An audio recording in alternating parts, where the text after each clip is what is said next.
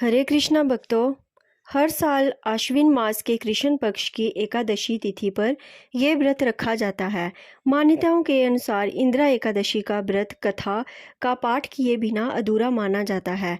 व्रत रखा हो या ना रखा हो, इंदिरा एकादशी की व्रत कथा का पाठ करना या सुनना फलदायी माना जाता है। इंदिरा एकादशी की कथा। पौराणिक कथा के अनुसार सतयुग में महिषपति नाम का एक नगर था जिसका राजा इंद्रसेन था। इंद्रसेन एक बहुत ही प्रतापी राजा था। राजा अपनी प्रजा का पालन पोषण अपनी संतान के समान करता था।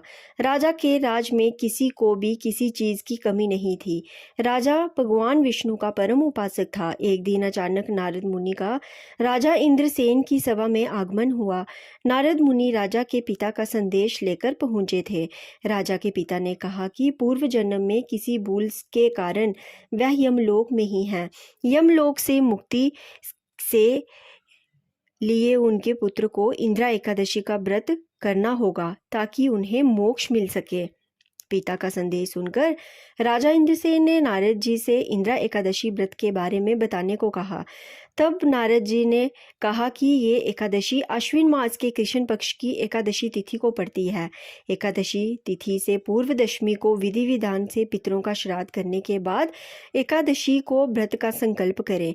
नारद जी ने आगे बताया कि द्वादशी के दिन स्नान आदि के बाद भगवान की पूजा करें और ब्राह्मणों को भोजन करवाएं। इसके बाद व्रत खोलें। नारद जी ने कहा कि इस तरह से व्रत रखने से तुम्हारे पिता को मोक्ष की प्राप्ति होगी और उन्हें श्री हरि के चरणों में जगह मिलेगी।